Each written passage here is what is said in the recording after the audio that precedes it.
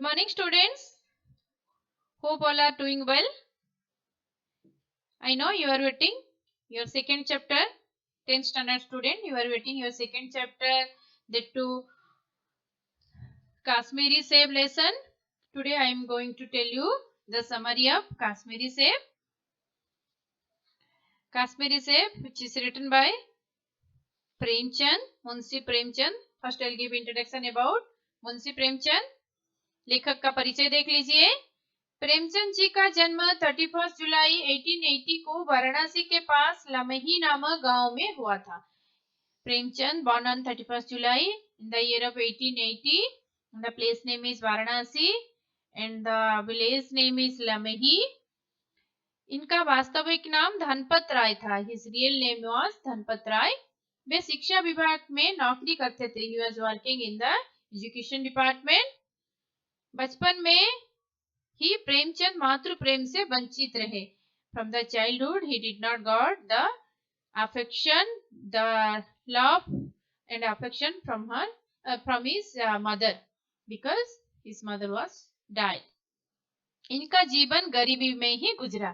He was very poor and he spent his life in the poor family only. वे matric तक ही पढ़ पाए। He read till the metric, that means he has cleared the 10th, till 10th he has studied. वे यथार्थवादी कथाकार थे। He was a यथार्थवादी कथाकार। The correct things he will tell. इनकी प्रमुख रचनाएं, the famous things he has written, गोदान, सेवा सदन, गवन, निर्मला, कर्मभूमि आदि। इनके प्रमुख उपन्यास है, ये सब उनके प्रमुख उपन्यास है। बड़े घर की बेटी, नमक का दरोगा, पंच परमेश्वर, उसकी रात आदि इनकी प्रसिद्ध कहानियां हैं। ये सब इनकी प्रसिद्ध कहानियां हैं जो इन्होंने ही लिखे हैं। प्रेमचंद की कहानियां मानसरोवर नाम से संकलित है। उन्होंने जो कहानियां लिखे हैं वो सभी एक पुस्तक में आपको मिल जाएगा, उसका नाम है मानसरोवर। अभी शब्दार्थ देखिए। मेवा फरोश, मेवा फरोश, मेवा या ताजे फल बेचने वाला। Fresh fruit, so is selling, that is called as मेवा फरोश। नजर दृष्टि, सी, निगाह, दिखाई देना, नीम कोड़ी, नीम का फल, नीम फ्रूट। स्वाद, रुचि, टेस्ट। लौंडा, छोकरा, बॉय। मोल भाव, मूल्य, प्राइस। तराजू, तोलने का साधन, वेगिंग मशीन। कायदा, नियम, द रूल्स। गल्ला, किसी वस्तु का धनत्व कम होना, that means her price is decreased. बेदाग, साफ, क्लीन। सुराख, छेद, होल। बेर, एक प्रकार का फल, वन फ्रूट नेम इज बेर। भाप लेना, पहचानना, गॉट टू नो। चौकस, सचेत, अलर्ट। कचेरी, दफ्तर, ऑफिस। साख, लेन देन, गिविंग एंड टेकिंग। छटाक, शेर का 16वें भाव की एक तोल, एक छटाक। रेबड़ी, तिल और चीनी से बनी मिठाई। It is a sweet name, revdi. अभी कहानी की ओर बढ़ते हैं।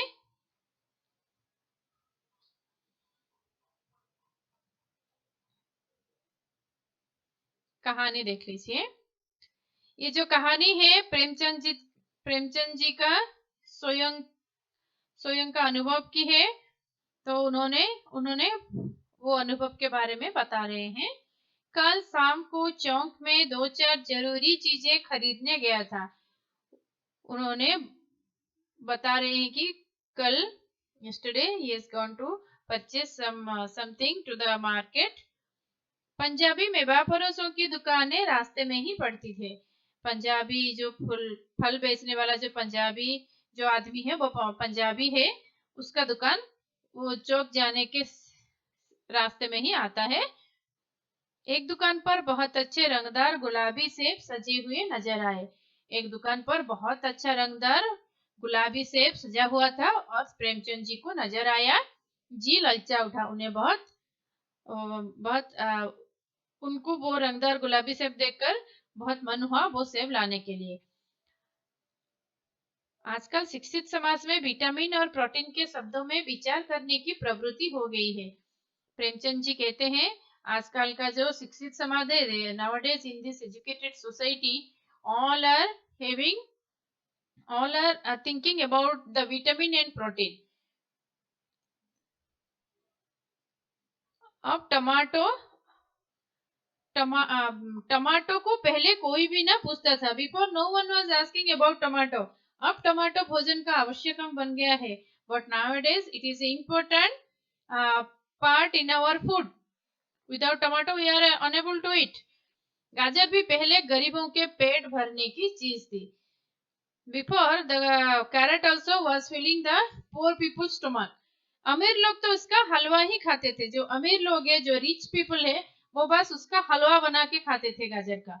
मगर अब पता चला है कि गाजर में भी बहुत विटामिन है. But nowadays we got to know that so many vitamins also available in carrot, so we are eating.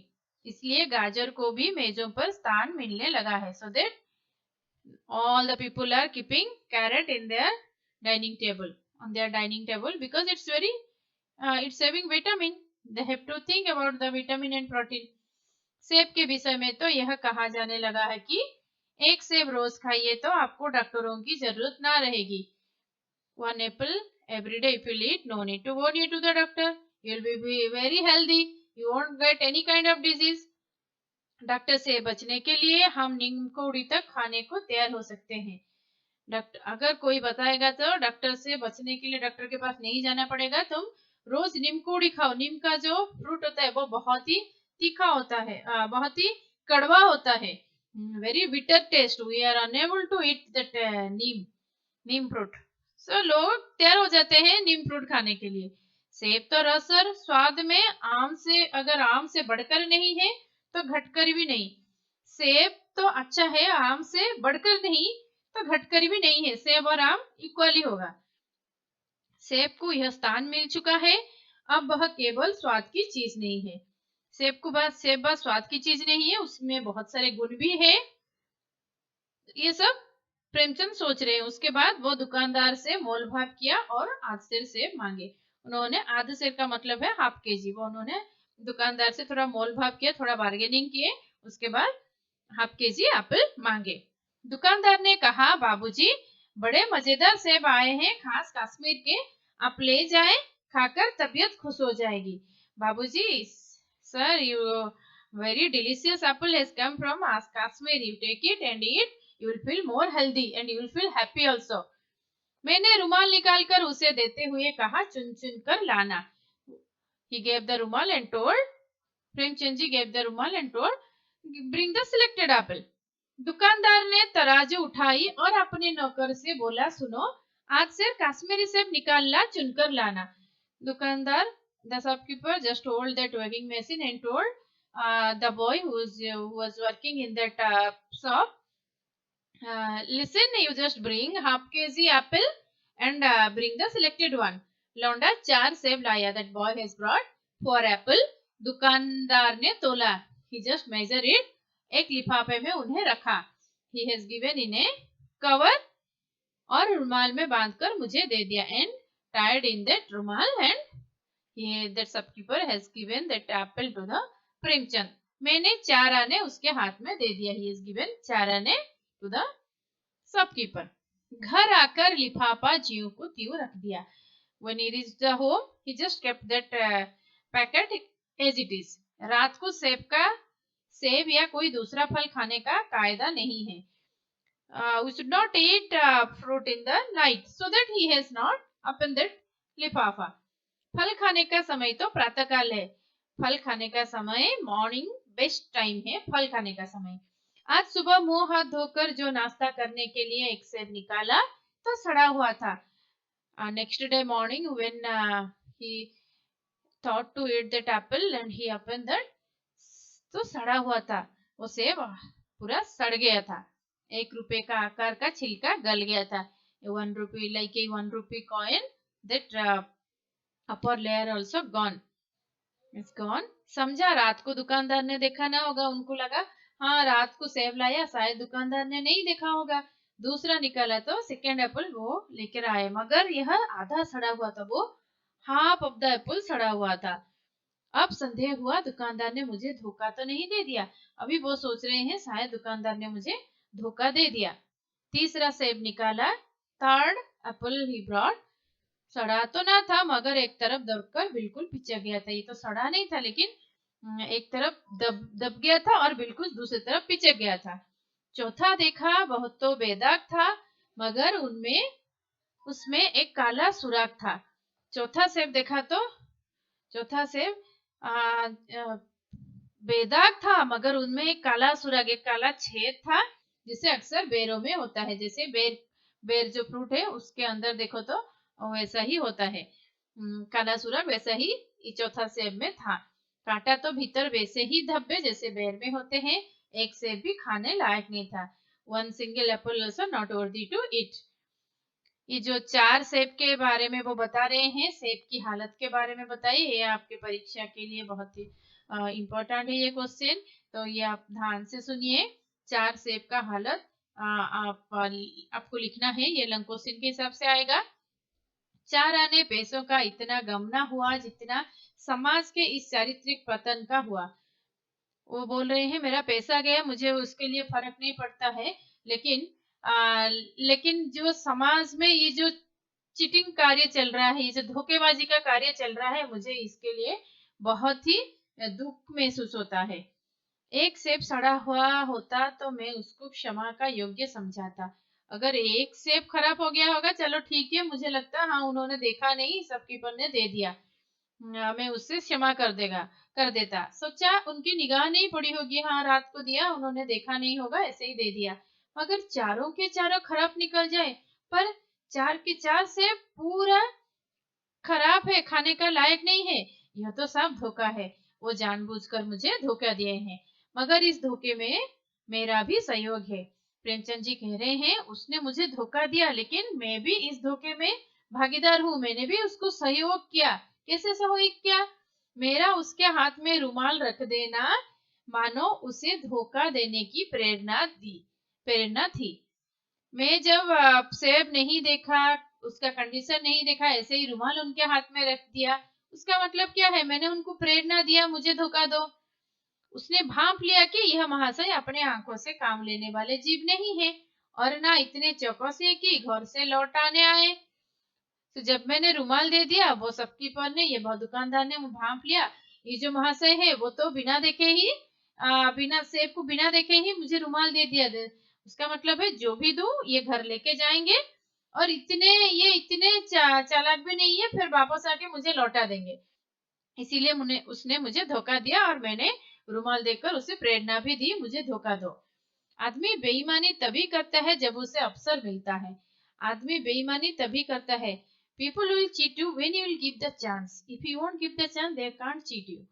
So, if someone is cheating me, that means I am also the responsible person. I am also giving chance. I am also taking part that he has to cheat me. बेईमानी का अवसर देना, चाहे वो अपने ढीलेपन से हो या सहज विश्वास से, बेईमानी में सहयोग देना है। पढ़े लिखे बाबुओं और कर्मचारियों पर तो अब कोई विश्वास नहीं करता। कोई भी आजकल वो जो एजुकेटेड पीपल और जो कर्मचारी जो ऑफिस में काम करते हैं उनके ऊपर कोई भी विश्वास नहीं करता, क्योंकि किसी थाने या कचेरी या म्युनिसिपैलिटी में चले जाइए, अगर आपको कुछ काम है, थाने गए या कचेरी गए या म्युनिसिपैलिटी ऑफिस में गए, आपकी ऐसी दुर्गति होगी कि आप बड़ी से बड़ी हानि उठाकर भी उधर ना जाएंगे। आपको ऐसे वो ठग लेंगे, आप परेशान हो जाओगे, आप बोलोगे बड़े से बड़ी मैं हानि उठाने के लिए तैयार हूं लेकिन वहां नहीं जाऊंगा। पहले ऐसा नहीं था। पहले जो जमाना था वो ऐसा नहीं था।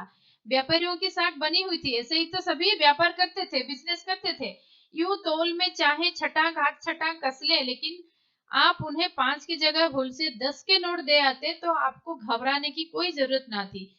अगर चाहो आप 5 रुपये में कुछ चीजें खरीदे, सामान खरीदे, लेकिन आप भूल से 10 रुपया देके आ गए तो आपको घबराने की जरूरत नहीं था, क्योंकि आपके रुपए सुरक्षित थे। वो जो व्यापारी है आपके रुपए लौटाने के बारे में सोचते ही होते हैं।